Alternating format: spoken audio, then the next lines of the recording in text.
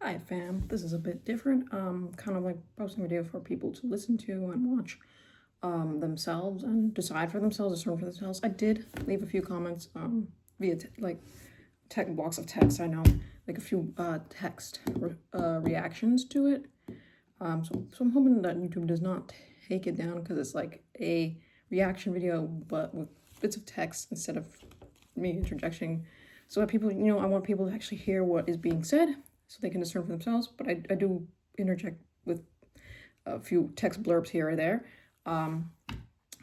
But I did want to say that I felt like my thoughts on it was that there's something like a little disingenuous, and there's a lot of conflate all the people on the internet who act irrationally and foolish online with this fan base, and then the fan base with Nick, just like conflating them all together and kind of going back and forth, and they're all the same, even though I do think there's a distinction between the internet at large and the fan base and the person who's like the head or center of the fan base.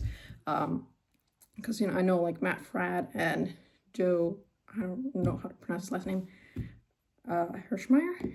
They have Protestant viewers, they have non-Catholic viewers, they have Catholic viewer commentators, and like I feel like the internet at large, people spam it, and then there's also these communities that like have a different sense of communicating and differences of humor than the Joe Hirschmeyer and Matt Fradd fan base.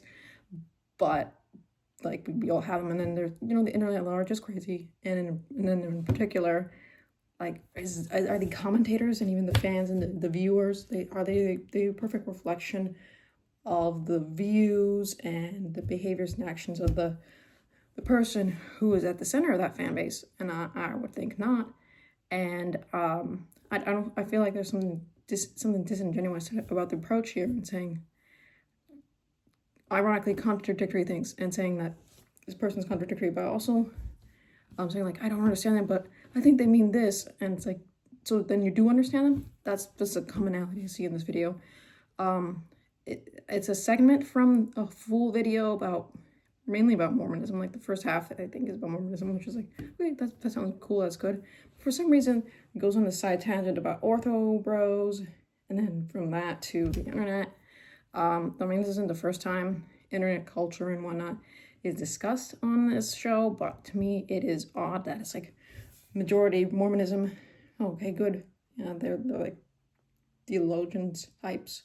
Okay, that makes sense. And the main topic's Mormonism. The title is about that. It shows that it's about Mormonism, but to me it's kind of odd, like how it spirals in that direction. It's a weird tangent. It's like, how do those connect? Okay, ortho bros somehow come in, and then somehow that segues into this internet culture at large and Nick Fuentes fan base. So to me, it's like I guess it's like the subject of the day, the topic of the day, but at the same time, it's like this is weird way to connect the two, and I would think it'd be like separate video or something, but I don't know. So you're free to watch the whole thing from beginning to end, but to me this segment covers it. I did include some of the segment where then they shift to like dating, I think, relationship discussion. So it'll tell you like the segment about the internet and toxic online culture, and then it also has a segment about dating and whatnot. And it's like, wow. For me, okay.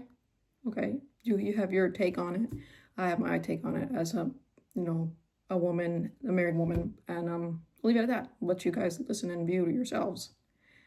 This phenomena in general that we might be seeing online, where people speak, what is it, sardonically? Is that the word? Yes. And look down their nose at others and maybe speak with perpetual irony, Yeah. and call everyone gay. I wish we'd stop doing that. Yeah. Yeah. What are you seeing? What's the apologetic landscape looking like, or maybe the internet I landscape? think this is becoming a big issue. How controversial do you want to take this? You can do whatever you want to do. All right. One of the things I find confusing about knowing how to engage with like the followers of Nick Fuentes. Yeah, the groypers. Yeah, is that Fuentes will say things that on their face are shocking and offensive, often contradictory of things he's previously said. And if you take them literally, are just like, these are gross and unchristian things to say and clearly false and clearly wrong. And when you call that out, you'll have 10,000 people being like, old man, you idiot, don't you know this is a joke? Yeah. And I don't know if it's a joke. I don't know if it's a joke for a couple of reasons. One, because the jokes all seem to be going in the same direction. So it's like the guy at work who's like, hey, wouldn't it be great if we went on a date? I'm just kidding. And less. And you're just like, I don't know that you're joking. I think you just are hiding behind the appearance of humor because you can't get away with just saying what you actually unironically believe. But let's grant that you're joking. Let's grant that everything is ironic. What is the unironic position that you're actually advocating for? And if you don't have one, if everything is a dang joke, if everything's irony, there's something spiritually toxic about that as well. There's a Flannery O'Connor short story. I'm blanking on the name of it, but it's the one where the little kid's he's raised by the one where he is essentially like baptized. The kingdom of guy God, with the yeah. stick is chasing him. What is that called? Anyway, he's searching for the kingdom of God because he goes with, I believe it's his grandma. And, Yep. And she takes him down to the river, and they're baptizing in the river, but the boy's own parents are non-believers. Yep. And so he hears this guy, is it the violent bear it away? No. Gosh, people will absolutely get this right. Tell us in the comments. Yes. Absolutely. We don't have ChatGPT at our disposal right now. Right. I should have, whatever. Well, anyway, he's convicted by a couple of things. One, he hears this preacher talking about Jesus, and this is his first time realizing Jesus isn't just a word like damn, that it's an actual name for someone. And two, he is really drawn to the fact that this preacher believes things are real and serious. And this boy, even though he's like a young boy, has been living in a household where everything is a joke and everything is ironic and everything is sarcastic. And the authenticity is what draws him. I was just going to say the book broke my heart. It's a short story, but it broke my heart. I mean, you remember that in the beginning, people should go read this book. The only problem is, do you have a phone on you by chance? Yeah. Could you give me your phone? Thank you so much. Maybe unlock it before you give me your phone. No, go to just Google or whatever. I'm going to find this. But that bit at the beginning, do you remember he wakes up and all the parents are hungover and still sleeping? And he's playing with cigarettes in an ashtray? Thank you so much. All right, now you keep talking. I will find this. All right. Well, that's how I feel as someone who's just like, I want to have an earnest discussion. Because if somebody says, this person's pointing to real concerns that I have. The river. There it is. We were totally wrong. Thank you. Yes, there it is. It's a heartbreaking story. I highly recommend it. It has a twist we're not even going to share. No, but don't. Yeah. Thank you. It's not just the twist, but I mean the innuendo at the end. Doesn't matter. Well, I'll tell you about that after. All right. That sounds good. Rivers have twists. Anyway, that was an idiotic. I didn't mean to derail you. Sorry. So he lives in a world where nothing is serious. Everything is just ironic and sarcastic and sardonic, and the internet can be like that. And whether we're talking about some of the Ortho brothers, and don't get me wrong, there are a lot of, especially Orthodox, who are really good faith, trying to share the truth, and maybe they just enjoy the sort of mocking approach. And a lot of young Catholics can be like that. I was 20 once, and someone who's like, oh, they're edgy and they're really pushing the envelope. That's really exciting, and it's really got this really, I don't know. There's something that can give you kind of a surge of adrenaline, like I can't believe they went there, and like the comedian or the commentator or whatever. But if that's always what you're doing, and you're just pushing the envelope for the sake of pushing the envelope, and you're pushing it in the same way every time, over and over and over again, I want to know what you earnestly, no pretenses, believe. Have the vulnerability to say, here are my beliefs and here's what I actually unironically stand for, and then we can have a substantive conversation. And you don't think the people who are constantly ironic are doing that in other situations? I mean, I think they might be in other situations. I think with the Groyper stuff, you particularly see, like, it's very hard to critique any of the ism there because it's very hard to know who is and isn't being serious. I saw earlier today disaffected followers of Fuentes who were mad about his position on Venezuela by saying that he was a gay Jew. And I have no idea. What does that mean? Thank you. Like, is this just saying me no like? Or are you saying you actually think he's homosexual? Do you think he's secretly Jewish? Like, what are we?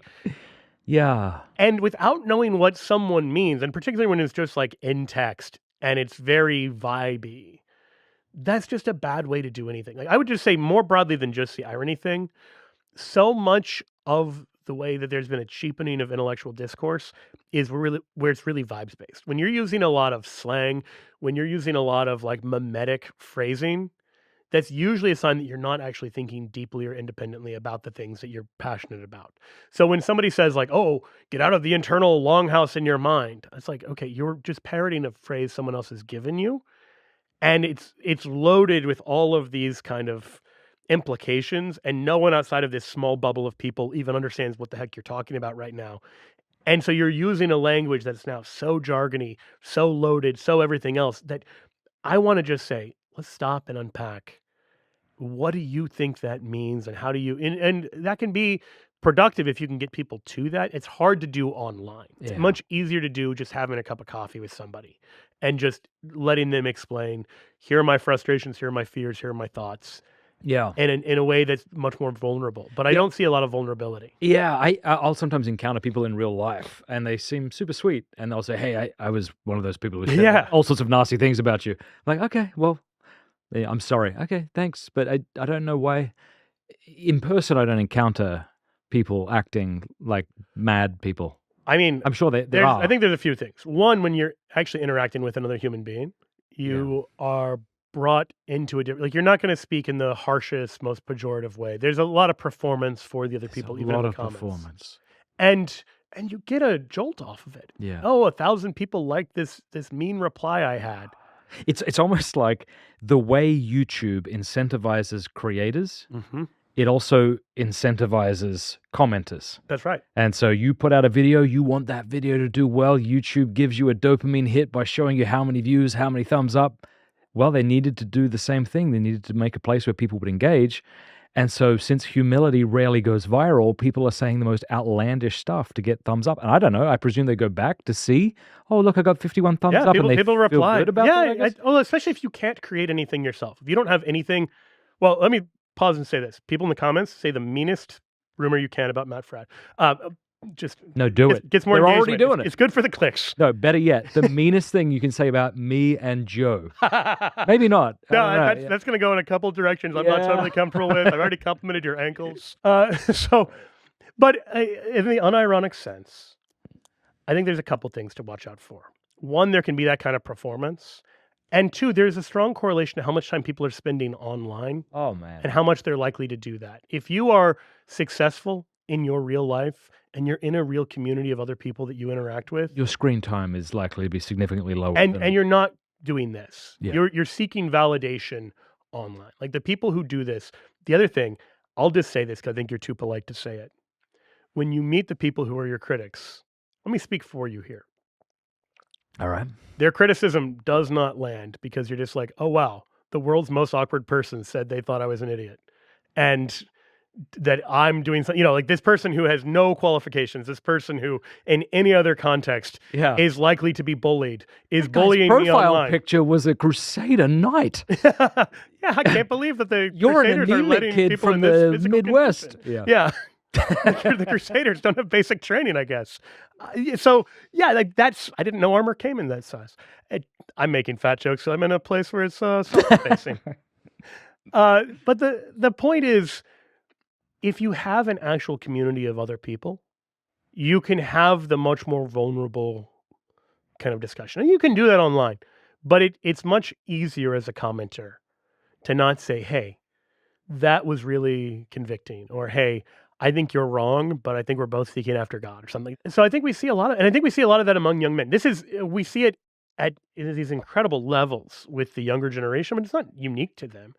I've got some anecdotal stories that have been very helpful in shaping my thinking about this, because I have talked to people who were sharp critics of Catholicism and sharp critics of things that I was saying online. 'Cause I've been in the online space doing content since 2009.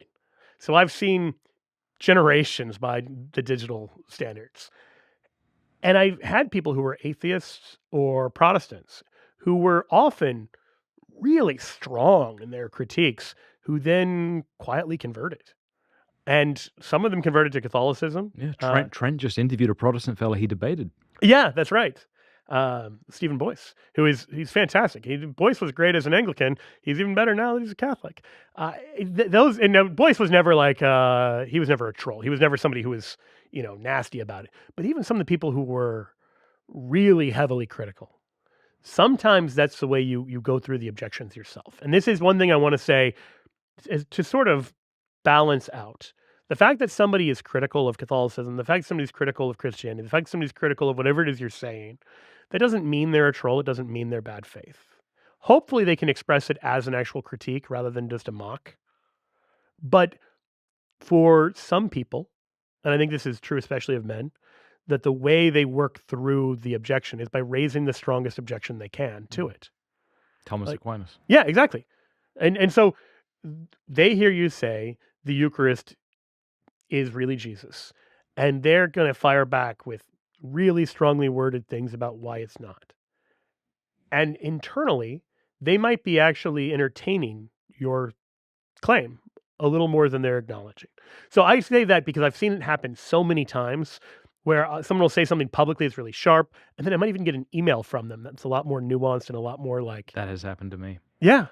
So I don't want people to hear the earlier things we were saying about like people just mocking in bad faith, and it's very hard to have a fruitful discussion, to say, therefore, I'm not going to do anything online because people are just going to be closed off to it. Sometimes they're more open to it than they seem. I just don't want to be part of the kind of bully gang up online stuff because it's exhausting and unfruitful in that sense. Yeah, I agree. What role does irony and sarcasm play, if any, in apologetic battles? There can be sometimes a need for a blunt sort of assessment of the thing. Like if you can show the absurdity of an idea by just saying, look, you think, for instance, if you're talking, let's say you're talking to a Protestant who believes in once saved, always saved. Somebody comes to the faith and they can't lose their salvation. There's different versions of this, Perseverance of the Saints, etc. They believe in that, but they also believe in the great apostasy. To just be like, okay, so nobody can lose their faith, but we all lost the faith. You just kind of laugh at it and then just point out the absurdity of believing those two things simultaneously. But there's still substance behind the kind of laughter. But you have to be careful even with that stuff because it's easy for people to just get offended and to close off. And so again, circling back to the very beginning part of this, Mormons in particular, they've been made fun of so much that even when you come with... LDS, not Mormons. Yeah, excuse me, you're right. LDS. When you come even with good faith critiques, they have had so many bad faith critiques that proving that you're actually trying to engage in good faith. Yeah. Even if you say things like Mormon instead of LDS or Church of Jesus Christ of Latter-day Saints. Yeah. That you have to show that you're trying to be a good faith interlocutor. And it's worth saying, you can't, even if you have a valid critique, people aren't going to receive it if you're a total jerk about it. And if the 10 people before you were total jerks about it as well.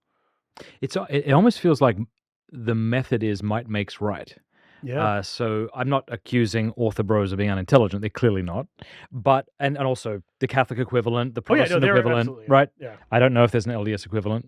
You'd have to tell me. They all seem pretty kind or nice. I think it's a different thing that comes up. It's a different You can thing. find a sort of mocking that happens. Definitely. But I think that's not of niceness to it. Yeah. Yeah. Yeah, I've seen it occasionally in like LDS channels where they'll kind of make fun of the Trinity. They'll make fun of creedal Christianity, as they call, that sort of thing. Yeah. But by might they makes tend right. to not just What I jump mean in is and I'm make fun of afraid that people are going into the online space and it's like, well, these guys are loud and they make fun of everyone. So they're the cool guys. And so I'm going to join them. Yeah, absolutely. If you're someone who is looking to be part of a cool thing, then the Ortho Bros or Nick Fuentes or any of these people, they have these groups that are fun and exciting because they're acting like the mean girls. And the mean girls are entertaining because they feel strong and powerful because they're being mean to other people. And there's something very psychologically attractive about that if you're someone who's a little weak. And so I just mentioned that. Why is that? Why does it appeal to weak people? Because they feel very vulnerable. And if they're part of a group that's attacking other people, they don't feel vulnerable anymore. And so it disproportionately, the online bullies are people who are not successful and, able to kind of defend themselves and their life individually, which is why they're joining in a pack. Yeah. And you saw this with some of the cancel culture. Well, Andrew Tate. You saw the exactly. Young, like the guys who are drawn to that. Like I have zero desire to watch podcasts about alpha masculinity because like I'm a husband and father. This is all the masculinity I can take. Like, I'm not trying to be like a lady, but I don't need to be told by some other dude how he thinks I should live out my masculinity. Like, what are you talking about? Did you see that video clip between Andrew Wilson and that guy dressed in white on that panel? I don't think so. It's exactly what you're saying, because you've got this ginormous guy trying to make fun of Andrew Wilson in the most internet bro way possible, and it just wasn't landing at all. And Andrew was just like intellectually like disabling him here and there and everywhere. And I don't know, I think if I was in the crowd watching it, the feeling was, wow, this big bald guy, I got to show it to you after, this big bald guy is clearly winning, but he definitely didn't win, the poor guy. And he did seem like a very insecure fella. Yeah. I mean, could crush both of our heads with 2 fingers for sure, but seemed like, God love him. I'm sure, who knows what's going on in his life, but a pretty insecure fella. There is this quest for manhood that is built into us, and we don't have rites of passage to enter into manhood. So you don't have anything like a bar mitzvah. You don't have anything like a... Speak for yourself. Touche. You're welcome. I don't even know what a bar mitzvah is still. It's not that. Okay. But you have historically these rites of passage that different cultures do. I think I mentioned this maybe in the last time we spoke. Sebastian Junger, who is the director of the movie Restrepo, he was embedded with the troops in the Donegal Valley. And so he's in the Valley of Death in Afghanistan. And he's talking to the guys there, like why they signed up without a draft to go to Afghanistan. And there were, all sorts of reasons, patriotism, response to 9/11, et cetera. But one of the recurring themes that he was really struck by was how many men boys were wanting to become men and they didn't know how to. And were being actively discouraged from asking how to become men. And so I think you have some of that online. Like this stuff isn't coming out of nowhere. Yeah, no, totally. I actually was talking to a good friend of mine recently. I'm not sure if you've heard of him. He's got a great YouTube channel. People should check it out. Mike Pansile. So you look at Mike. Mike's a muscular dude, and he speaks about masculinity and patriarchy and against feminism. Okay, but he does it in a humble way. Yeah. And I was talking to him about this recently. I was saying that maybe our desire to reclaim masculinity is a little bit like Catholics born after the revolutions of Vatican II. I'm not talking about Vatican II in a bad way. I'm just talking about what took place after, right? Like Catholics like myself, I mean, we didn't know what incense was. I didn't know what rosary beads were, except Grandma had them. I knew that, but I thought it might be a necklace. I wasn't sure, right? And so now you have Catholics who weren't raised with this stuff awkwardly, because how else could you do it? Trying to appropriate it again because it was taken from you, and now you're trying to, how do I integrate this into my life?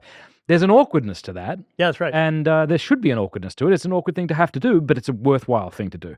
It's something similar, I think, with being born into a world where men are constantly being made fun of, the Homer Simpson stereotype. And now you've got men who are trying to go, okay, hang on. No, I want to be a man and I want women to act like women. Okay. There's going to be a lot of awkwardness there as well.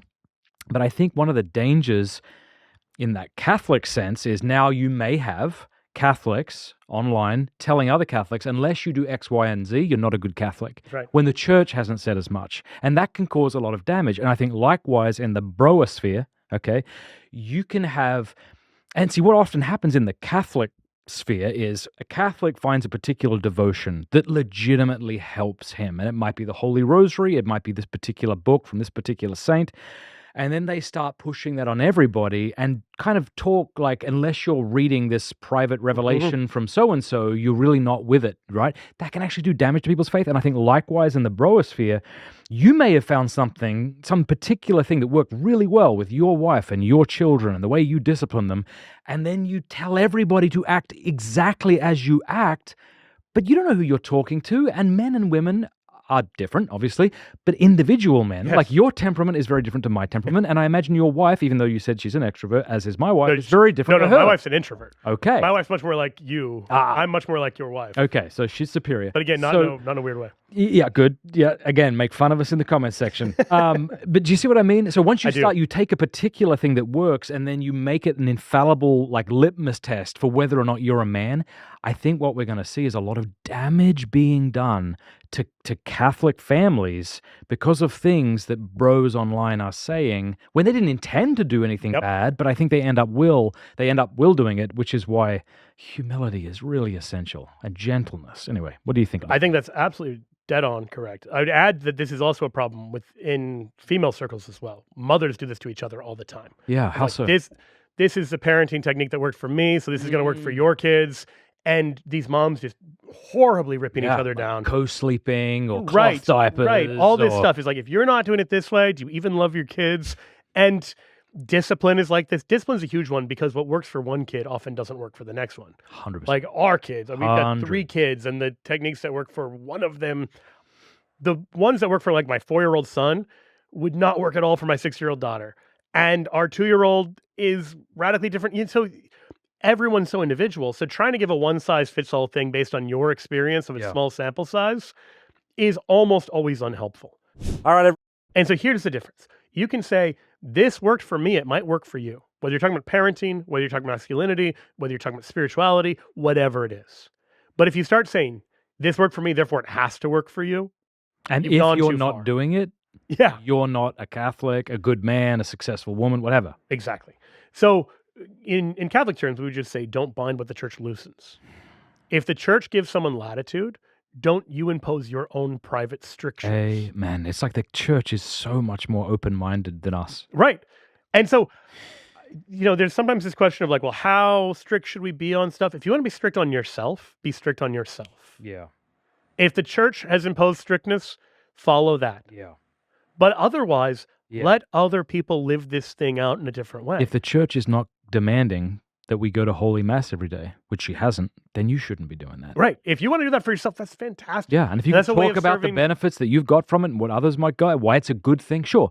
This is Jimmy's really good at this. He right? is very good. He makes this distinction between what does the church forbid, permit, encourage, demand. You really got to get those right. That's right. Yeah. And the church is very careful about that. Where we might say, well, this bar is too low. Why, this should be a holy day of obligation. This should be whatever else.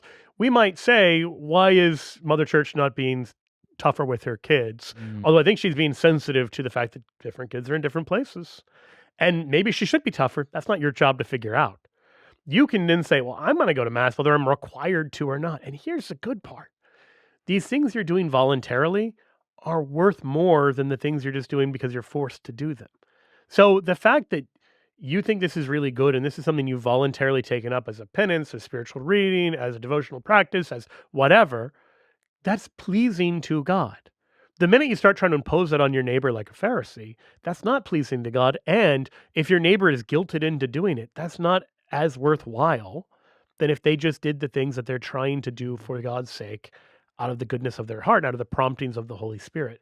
So I'd say that, like, you're actually depriving your Christian brother or sister of the ability to give proper service to God. And 2, there are as many different kinds of saints as there are saints. I like to give the example of within France. You just take the category of female French saints, and you've got Therese, you've got Joan of Arc. And Therese dresses up as Joan of Arc. There's a famous picture of this. Yeah. And it's funny because they're such different saints. Yeah. And so imposing one model of what a saint looks like. And how sad if Therese thought that in order to be holy, she had to be exactly like Joan of Arc. Exactly. And they're both the patron saints of France, we should say. Right. Yeah. Right. And she's the patron saint of missionaries and never left her convent. right. She and Francis Xavier, who are living these radically different lives, and they're called to live these radical different lives. The beginning of Introduction to the Devout Life by St. Francis de Sales is fantastic in this regard. He talks about how absurd it would be if a bishop decided to live in silence like a monk, or if, the parent decides to live like the Benedictine and they're like, I'm going to sleep for 8 hours and work for 8 hours and pray for 8 hours. And it's like, not going to parent at all. Not going to, like, these things don't work at all. The different people are called to different forms of holiness, and it's all the same holiness. And this is not even a point we can dispute. There's one body and there's many parts of the body. And so for the eyes to say, hey, this works really good for me as an eye, so I'm going to impose it on you ears, is just black and white what you're not supposed to be Then the doing. ear feels like a failure because it can see nothing. Right. And so people have different gifts and different quantities of gifts. Someone might actually be more talented than you, And they might be talented than you in a different way. Yeah. And if your idea of what your holiness looks like is imitating them, Yes. you're going to be a cheap knockoff rather than the authentic version of the saint God makes you to be. Yeah, I just hear our Lord's, "Come to me, all you who are weary and burdened, and I will give you rest." Yeah, Yeah. absolutely. Yeah. That's And this is true of masculinity as well. Like there's so many different ways of living up masculinity. I'm going to give free dating advice. Oh, The please. evidence that men have is they don't know what women want.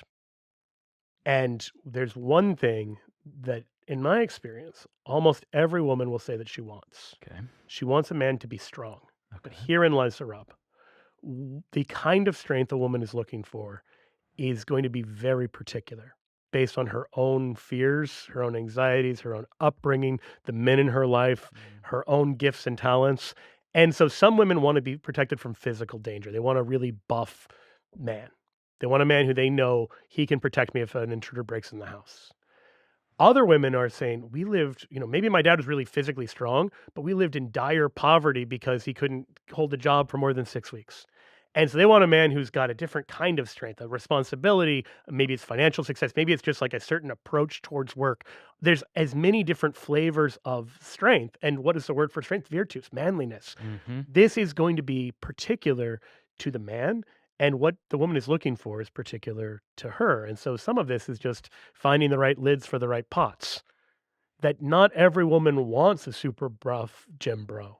And it's weird because women keep saying this online and dudes online are like, no, trust us, you do. And it's like, they really don't. I mean, 8% body fat. Yeah. exactly. Like, I'm married, guys. You clearly don't have to follow that blueprint. That is so funny. Trust us, you do.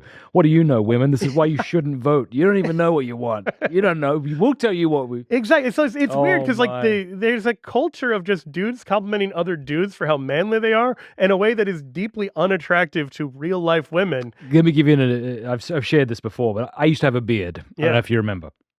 My wife didn't like it. But my dear man friends loved it. Like, Exactly. my mate John Henry Span's like, dude, you look fantastic. My wife has really sensitive Irish skin. Yeah. And so if I try to kiss her with any kind of stubble, she can't help but recoil, even though I'm very attractive. I couldn't tell if I wanted John Henry's respect or my wife's kisses. It took me about 4 weeks to decide. This is the most questionable thing you've ever said. Again, in the comments section, go nuts. Yeah, but no, this is exactly what it is, where they will make fun of guys for being, wife guys, where guys are just like obsessed with their wives. And it's like, look, what are you living this out is the this oth- kind yeah, of- this is the other thing. Like, you shouldn't be friends with your wife. I'm like, well, I'm sorry. I really like her. So what do you want me to do? Exactly. And also explain what you mean by that. Because if you explain what you mean by that, maybe I'll agree with you. But just to throw it out there, like, this is the new bro thing we have to submit to. I'm like, oh, sorry, honey, we can't be friends. I mean, if charity is maximal friendship, and if you're to have charity towards your wife, then it sure seems like you should be. Now, Father Moses, who you've critiqued, and I think it was an excellent video. I actually have a lot of respect for Father Moses for 2 reasons. I once went after somebody on Twitter. So I was off Twitter forever. I got on and within like 2 days said something stupid. And that's why I'm not on it anymore. Father Moses texts me. He's like, dude, what are you doing? And I made excuses. There's a knee-jerk reaction, as we all do. But he came to me privately. I thought about it, prayed about it. It hurts so much to realize he was right. So I apologized to the individual, right? So that's why I thought it was great that he did that. Secondly, he has this excellent video when he says men shouldn't be best friends with their wives. I clicked on it hoping to hate it. Does that make sense? Yeah, I can't wait to write this guy off. No, what he said was excellent. Like, what he was saying is not that we shouldn't be friends with our wives, but that, look, as the man of the house, right, you want to take the burden for your family and for your wife, right? You don't want to come and dump stuff on her continually. Right. That's what your Heschmeyer's for. So you and I will go out for a drink and maybe I'll share with you in confidence the stuff that's really bothering me, like my stress with finances or my stress with this child or that. And it's not that you can't do that with your wife, but you do want to be a source of strength in the home. So when he explained it, I'm like, I get it. No, That I makes agree with sense. him there. Yeah. I do. And actually, I responded to particular arguments he made against Catholicism. Right. I'm no great expert on Father Moses. And I want to say that in fairness to him, because I'm not just saying, I've watched all this guy's stuff. I was like, I've watched the stuff I could find he'd said on Catholicism, those arguments were not very good. He might have. It was a good plenty of- response. I saw a lot of people who've been tremendously benefited by him, and I want to respect that. And I think that's absolutely right. Like if he's privately counseling you, that is what a priest should be doing, like giving you good spiritual guidance and encouragement. And I think he's right as well that if you are taking out all of your frustration and stress on your wife, even in the sense of just dumping it all on her, some women are going to want to just be like, oh, tell me everything. But if you've been with the kids all day and the house has been like on the verge of burning down all day, As it is now while you're here in Nashville. oh my God. It's right. You know. My wife, she's incredible in this way. She will, and half the time she's like, oh yeah, also this happened. And so, but she saves it up so that she's not like burdening me with stuff I have no control over at the time, That's which beautiful. is wonderful. And it's a lot to ask of her. Like she has to, when I'm on the road, when I'm doing this kind of stuff, she's got 3 small children at home who are figuring out exactly what boundaries look like when I'm not there to help enforce them. And they have very aggressive, God-given personalities that can be great and can also mean like there's a lot of pushing, just a lot of, I heard you tell me 10 times I couldn't do it, but what about the 11th time? So that kind of stuff. So yeah, I think it's really good to have that sense of what can your wife handle right now? What is good kind of vulnerability of just sharing, and what is just a burden you shouldn't be placing on her because she's already got so much on her plate. And a lot of that is going to be negotiated in the particulars of a marriage. What's something your marriage has taught you? How long have you been married, first of all? I've been married for 7 years, going on 8 years. Yeah, I've been taught a lot. So my wife is a marriage and family therapist. So yes, yeah. What's that like? Well, it's really unfair because I'm good at winning arguments usually, but when someone can sit back and be like, you feel that way, it's like, feel is not even a word in my vocabulary. Like, what are you doing? This isn't fair. No, it's great. My wife is brilliant, and it's something she was funny and smart and beautiful, and those things, and someone who very obviously was pursuing the good of God over everything else. And so those were things that really drew me to her, first as a friend, and then as a person I would want to spend the rest of my life with. One thing that I've learned is the stuff that you're worried about is not usually the stuff you have to be worried about. Like before we got married, we used to play this game of just like disaster planning. Like, hey, if we get married and 5 years down the road, this happens, what are you going to do? And this was like a game we played, but also sort of like... Sounds very stressful. Oh yeah. It's just like plotting out every disastrous scenario in marriage. And then like the stresses in the early days of our marriage were not on any of those things. It was just much more of just like, I don't know what we should be doing in this concrete situation, or, should she be working? Should she work at all? She is a marriage and family therapist. She can set her own hours. Should she do that? Should she not? Like we had to negotiate all of that stuff and figure that stuff out. And it's not always just cut and dry. And it's not always really simple. And I know it's very easy for people online to be like, here's what the right answer is. You have no idea what you're talking about. And we had no idea until we actually got to a lot of those things. You can stress about it. You should make sure you're on the same page in general. You should have the same principles. You should have the same values. You should both be seeking after the Lord. And if you have all of those things and you know how to converse and argue charitably, I think you'll be fine. But that was all, I guess another thing is, in a debate, you can just show like, here are 20 reasons why you're an idiot and you're wrong. You can't do that. You marriage. Yeah, I guess you can, but it'll be a hollow victory. So learning how to engage with her and seeing all of the ways that like, okay, this thing that would convince me won't convince her, and vice versa. Here's an example. Like I can think of a clear one in the other way around. I want incredible levels of bluntness. Like many years ago, back when I was in college, I was pursuing a young woman. This is not my wife. This is a long time ago. And she made a list of 22 reasons she would never date me. Oh my. And I asked if I could have a copy of it. Tell me what some of them were. I just like ways that I was kind of a jerk. And like faking gay. Come on, that's not a reason. Exactly, no. So I just remember looking at the list and being like, okay, well, I can fix these ones, and I think I can get her past these ones. Because if she's making a list, it's obviously entered her mind that like this is a... And so we ended up dating for like 2 years. But like, I have no problem receiving criticism. I have no problem with someone just being like, here's 22 reasons. And I want to know, like, if someone's got a beef or frustration with me, I would much rather them just tell me to my face, here's everything I think you're doing that's wrong. And I can either say, you're absolutely right about that. I need to change that. Or I can say, I disagree, and here's why I disagree. And we can have a spirited conversation. It would crush my wife. If I did that to my wife and said, here's all the ways I think you're failing as a wife and mother, that would be devastating to her. And so her wiring is much more like, I will kind of, in the general direction, sort of lay something out. If he wants to intuit what this means, he can. And she's very gentle with it, but I'm oblivious. So I will just miss a cue. So we've had to kind of meet each other's styles of conflict, of directness, of all of this stuff, because both of us are meaning to be charitable. But I need to be really good at saying, here are all these things that you're doing that are really good. Here's one thing you might think about doing differently. And that's going to go a lot further than here are all of these critiques in list form for your future reference. My wife and I have been married 20 years this year, and I would say about 4 years ago, I figured out something about her. Isn't that bananas? You would think that even after a year, you go, I understand you. And here's what it was. My wife is perfectly willing going along with what I want to do. She just needs to understand it. Yeah. And I took her continual, but what about, as just like, what are you doing? Why are you being like belligerent or like objecting to me? Right. Submit, woman.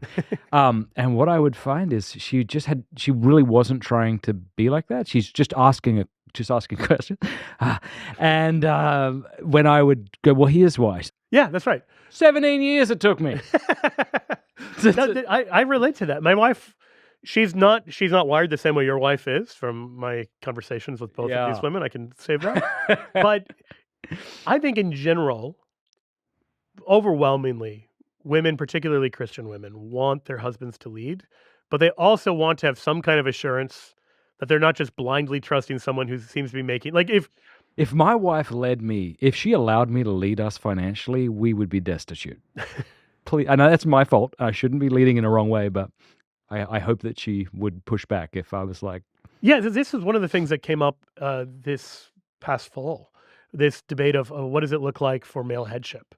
And if you actually read Cass v. Kanubi, it's very clear that like the men should lead and the women should submit. This is a document by Pius XI, but that this isn't the submission of like a child to a parent. Because with a child, you don't assume they have anything thoughtful to add. Like you don't need kids to be like, well, here's how I'd run the finances, Dad. Because like you're a child, you've got nothing to add to this conversation. That's not how husband and wife should work. But also, this is very much particular to the unique skills. So if one of you is really good with numbers and one of you is really good at like keeping the budget, they should probably be the one to do that. And this is in every area. Like a bishop who thought that the only way he could run his diocese was to do everything himself would be leading a disastrous diocese. A head of a company who thought the only way to run things was to do everything himself, it'd be a disaster. Said, oh, don't do anything in the company without getting it approved by me. That kind of micromanaging is a terrible method of leadership in every context, including the family.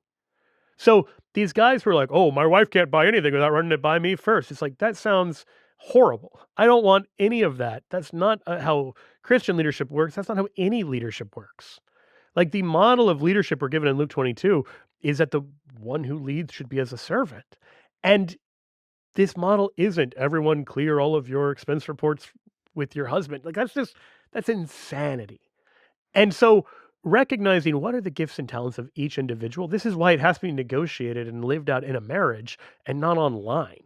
Like you don't go to your bros on Twitter and say, oh, hey, my wife and I are disagreeing. Who's right? Like you could ask Rock. It's not going to go well. It's just going to tell you you're right. But you figure out like what are the gifts and talents God has given each of us? What are our fears? What are our desires? What are the ways God's calling us? And then you can chart a course. And if you do that collaboratively, and then you chart that course, I can almost guarantee your wife will be happy to go along with that. So you gave some dating advice earlier about strength. I am increasingly reluctant to give any advice because the Zoomers keep telling me that I don't know what I'm talking about, and I believe them, actually. I mean, when I started dating my wife, phones weren't a thing, you know. They were a thing, they just weren't computers. We had MSN Messenger. Sometimes I would wait till she was up and we would go back and forth, but it was such a different world back then. It's true. What are you seeing? And do you think you have anything to add to the Yeah. Zoomers who are watching and want to get married? So or- right, when I'm speaking in the general way of just like strength. Figure out, like, cultivate your strengths and find someone who desires those strengths. Work on the areas you have weaknesses, particularly moral weaknesses, but also areas where you have major interpersonal flaws. That is cross culturally, cross technology, just good generic advice. Where things get particular, it involves a lot of the technological hurdles. So there's a few things. Have we talked about Barry Schwartz and the paradox of choice? I don't know. Okay. Well, Schwartz wrote a book Oh, called The yes. Paradox I of think Choice. you did Okay. talk about that We last just time. talked about, like, the more choices you have, Yeah. the more you can have kind of a paralysis. Of course. It's because that's right. I mentioned how much I hate the Cheesecake Factory menu. Yep. Well, this is how dating works. They actually did studies on speed dating that found that women would often have thoughtful kind of things that they were looking for in men. And if you're going on a date with one guy, you have a chance to find out whether he matches your criteria. But if you're speed dating a room of 20 guys and you need some sorting mechanism, it's going to be something superficial because you need a sorting mechanism. And it's not going to be, here's the value. It's going to be, well, this guy's tallest and he's the most handsome or whatever. And so women were making more superficial decisions because they needed some interior mechanism to determine which guy was most worthy of investing the time with. Because you just can't give that level of analysis to each individual guy if you're in an arena full of men. The internet is an arena full of men and an arena full of women beyond our wildest imagination. And it's encouraging us algorithmically, just because our brains can't comprehend the amount of data that's at our fingertips. It's encouraging us to make more superficial, split-second decisions. So you start having the women who just say, I'm going to only date men who are over 6 feet tall. And it's like, you've just narrowed down, a huge portion of the dating pool. I'm only going to date men who make this much money or whatever. And so those kind of superficial decisions are I also like included a bit about the topic about the dating, a little bit about the dating segment, because I thought it was kind of relevant. It kind of a little bit loosely ties into the topic about masculinity, which loosely ties into the topic of the culture, the online internet culture. I guess overall it's about like masculine identity. It's kind of ironic. I know I'm going to use that word a lot, but it's kind of ironic. Like, I'm a woman, I'm married, I have 2 kids. One is in utero, but that's facts. Like, going against the stereotype in all ways, and like there's like some things I disagree with on what they're saying, and there's some things that I feel like they're missing, and like, okay, I can agree. Like, you have your take on marriage and family, but you're saying things. You're not making any room for any exceptions. Why are you always clumping people together and categorizing the same and assuming that no? Anyway, so it's like, well, yes, it's true. The majority of the fans are male. The majority of the fans are young males. Some older males, male, and some of them don't have families. There's a lot of them that do. I know that for a fact. A lot of them are in relation. They're dating. They're married. They have children. Exhibit A. We're married. We have children, so it's not like totally a stranger to it. It's like, okay, part of this community. I know it's like, it's not perfect. There's a lot of imperfect communities. There's one called the Catholic Church. That community is full of like and a lot of imperfect people. But that doesn't change the truths that are in it. The truth is that sometimes a lot of people don't practice according to the faith. And just because I'm married and have kids, and I'm a woman, and yeah, I'm weak. I mentioned that, I'm weak, but I'm supposed to be weak. I'm a woman. I do want to try to get stronger because that will help me as a woman. But like, obviously, as a woman, I'm not totally built to be quite as strong as a man, and the build I have as me as an individual, of course, isn't like for being strong, but I should strive to try to become a little stronger in order to better care for my children. It is for the benefit for myself and for the children. But yeah. All jokes aside, like, yeah, I'm weak, but none of the other stereotypes are true. But it's just, wow, Like there's no room for no exceptions in saying like, okay, you're weak, you're a man, and you're unmarried. You're what? Well, I don't need dating advice from you, sir. I don't fit in that category, and you guys make absolutely no room for like no exceptions. Everybody in that group is toxic. Is the implication that I get. That's the impression I get. Everyone, there's like no room that maybe there are some serious people. Maybe there are some people who have a sense of humor, but also are willing to converse like logically and reasonably. Like I've noticed people whom I agree with who aren't, let's say, part of this fan base. Like they could be pro-life and they make terrible, lame arguments for life. Like I am pro-life, but they can make terrible, lame, pathetic arguments. They can be heartless towards pro-choicers are their fears and concerns about, like, they may legitimately be concerned about the poor and hungry and needy, and thinking like we just hate the poor and just want to murder them or whatever. Like some pro-lifers make terrible arguments, even though I agree with them, and I think that I want to help them improve. But yeah, I seen like in the internet, like for a second I'm like, I have hope in humanity. Like the people that I agree with are making good arguments. But then there's like some people like I agree with them, but their arguments are terrible. It's like they sold the same position, but they're like misquoting things. It's like, okay, maybe I can get along with like a Protestant or two, but then they start misusing the Bible, misinterpreting. It's like we both love the Bible, and Jesus, but like how could you just misinterpret things so badly and make such terribly unintelligent comments? Like I don't know if it's an internet thing, or what. Like if in real life, maybe people aren't quite as well equipped for making intelligent arguments. But with that in mind, and then saying like, okay, this fan base, yeah, there's some people that are goofing around, like they're all in on this joking around. And some people are like a lot less serious. It draws the attention of less serious people because it's like a different environment than say a Joe Heschmeyer or Fred sort of environment. And I think there's different flavors of saints. Saint Therese, Saint Joan of Arc, different flavors of podcasters, and that we need them all. And we have Pier Giorgio Frassati, Saint Carlo Acutis now, and we have people like Saint Jerome. We have Saint Padre Pio. We have Saint Augustine's.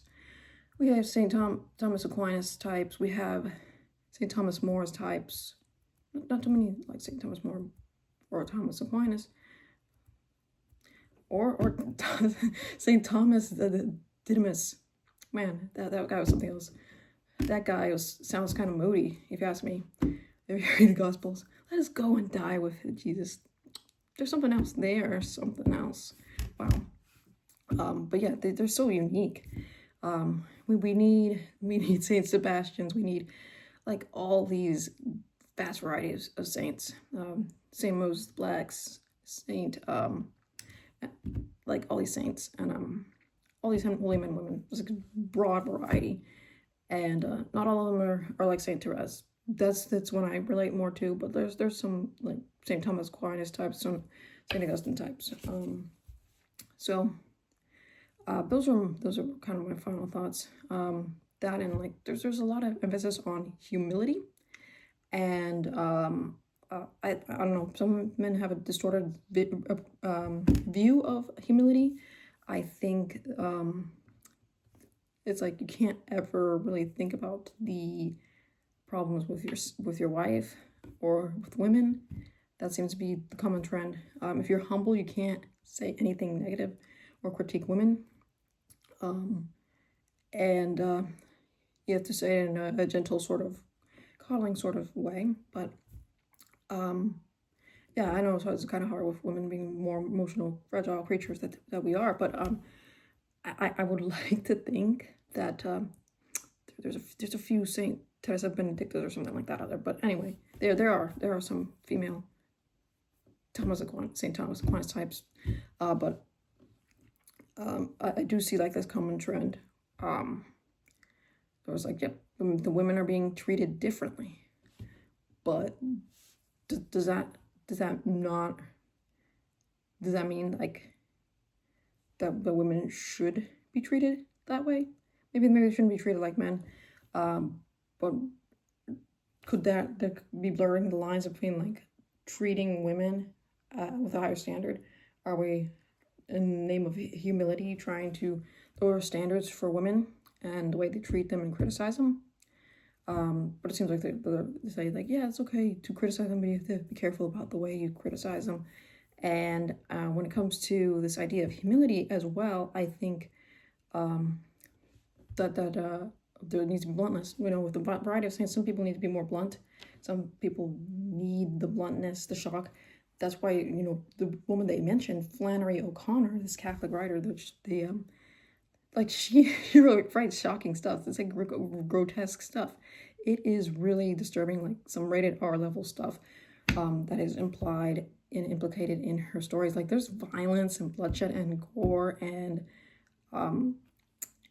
in quite a few of her pieces, her short stories. And it gets to the ugly side of humanity, and it's supposed to, shock people a little bit. It's supposed to wake them up a little bit. And sometimes that's what people need. And again, it's like name of quote unquote humility. Are you truly being meek and humble? Or are you being cowardly? That like sometimes the lines are blurred. It's like, oh, well, because I am not loud and in your face. I know I'm not that type of person. I'm not a really loud person. But I don't think because people are more louder than others necessarily that they're less humble all the time. Could quiet people be proud? Yes. Would loud people be humble? I think so. Sometimes there needs to be a boldness, a humility, to be fearless, to trust in God, and to speak His truth when necessary, and to be bold and do that. You have to say, like, I'm a weak human, but I rely on something greater myself. And some people have like a bolder personality, and I will hope and pray that we utilize that to for God's glory rather than their own glory. And maybe that's something to be discussed and debated. But I think that it is just too easy to assume. And it's like the assertion is that everybody that is a fan is proud and weak at the same time. And it's like, maybe we like to have some fun. Maybe it's not your sense of humor and one. And sometimes it's not even my sense of humor, but like it doesn't change the fact that there's some truth there. But it doesn't seem to be like very genuine that they take the time to actually assess that, what truths are there. And it's like, yeah, absurd contradictions. Like there are contradictions that are so absurd.